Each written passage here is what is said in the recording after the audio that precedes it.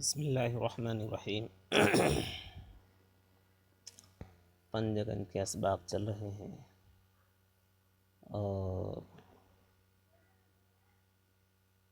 گردان کے ساتھ ساتھ کچھ تعلیلات بھی چل رہی ہیں۔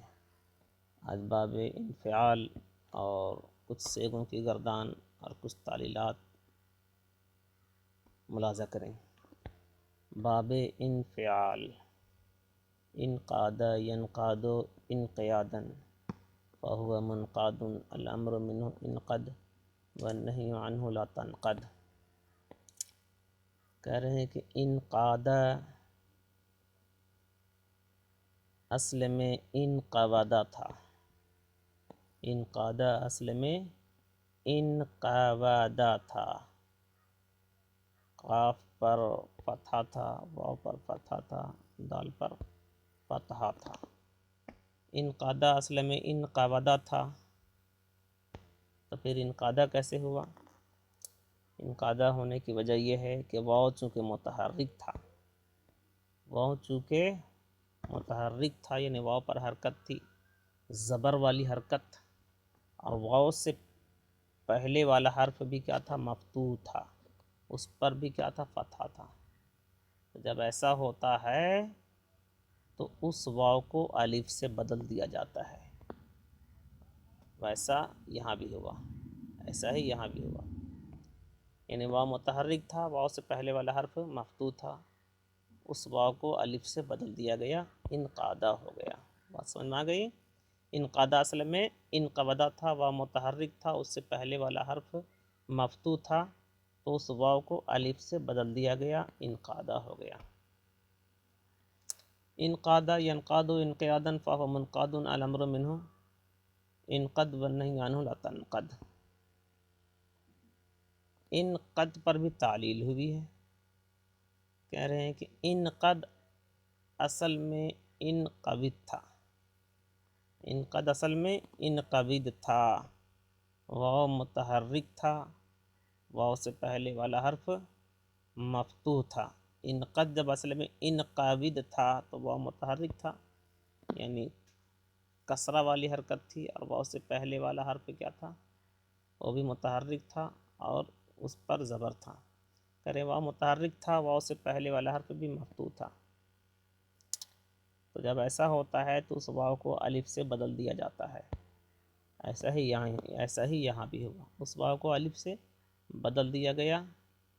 اب ایسا کرنے میں دو ساکین جمع ہو رہے تھے، کہاں؟ الف اور دال کے درمیان۔ تو جب دو ساکین الف اور دال کے درمیان جمع ہو رہے تھے تو جب ایسا ہوتا ہے تو الف کو حذف کر دیا جاتا ہے، تو ایسا ہی یہاں پر الف کو بھی حذف کر دیا گیا۔ یعنی انقد اصل میں انقبض تھا، واو متحرک تھا، واو سے پہلے والا حرف مفتوح تھا، تو جب ایسا ہوتا ہے تو اس واو کو الف سے بدل دیا جاتا ہے، یہاں بھی اس واو کو الف سے بدل دیا گیا۔ ایسا کرنے میں دو ساکن جمع ہو رہے تھے الف اور دال کے درمیان، تو الف کو حذف کر دیا گیا، انقد ہو گیا۔ ایسا ہی لا تنقد کی بھی تعلیل ہے۔ انقاد ينقاد انقیادا فهو منقاد الامر منه انقد والنہی عنہ لا تنقد۔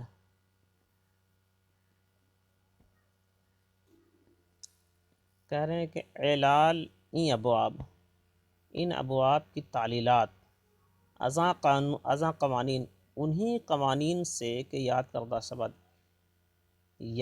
کہ جب یاد کیا جائے گا بیرون آیت ظاہر ہو جاتا ہے، یعنی ان ابواب کی تعلیل جب ان قوانین سے یاد کیے جاتے ہیں تو ظاہر ہو جاتا ہے۔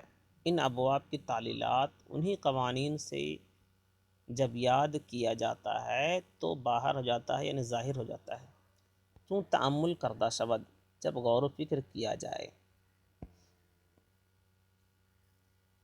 کہہ رہے ہیں کہ اما اغاثتاً کے دراصل اغواسن بداست۔ اغاثتاً جو ہے اصل میں اغواسن تھا، اغاثتاً اصل میں اغواسن تھا، اغاثتاً اصل میں اغواسن تھا۔ حرکت از واو، واو کی حرکت نقل کردہ بما قبل دادن، واو کی حرکت کو اٹھا کر ما قبل کو دے دیا گیا، یعنی واو کی حرکت اٹھ کر ما قبل میں آ گئی، یعنی واو سے پہلے والا جو حرف ہے اس پر آ گئی۔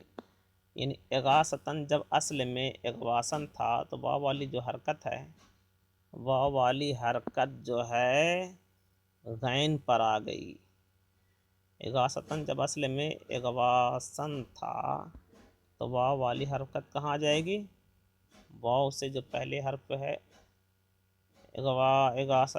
اغاثتاً اصل میں اغواسن تھا، واو کی حرکت کو نقل کر کے ما قبل کو دے دیا گیا۔